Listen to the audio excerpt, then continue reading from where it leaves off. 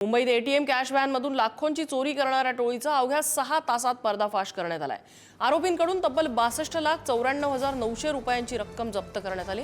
या प्रकरणात 2 आरोपींना अटक करण्यात आली असून रोख रक्कम भरणारी ही व्हॅन कांदिवली पश्चिम इथल्या एमजी रोड परिसरात आलेली होती। आरोपींनी संधी साधत व्हॅनमधल्या कर्मचाऱ्यांना गुंगारा देत रोख रकमेने भरलेल्या 2 बॅग चोरून नेल्या।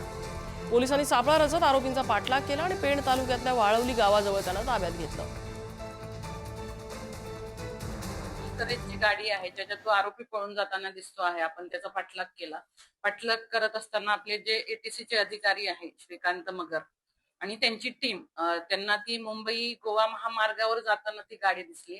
आपण त्या ठिकाणी मुंबई गोवा महामार्गावर जे बाभळी आहे जिल्हा रायगड त्या ठिकाणी ती लोकेट करून आपण तात्काळ 2 आरोपींना ताब्यात घेतले। आपण तात्काळ त्या 2 आरोपींकडे चौकशी करून जी रक्कम होती जवळपास 66 लाख रक्कम होती सर्वसाधारण, तीही ताब्यात घेतली। जी गाडी वापरली होती ती ताब्यात घेतली आहे आणि 100% आपण त्याच्यात 6 तासाच्या आत रिकव्हरी ही केलेली आहे।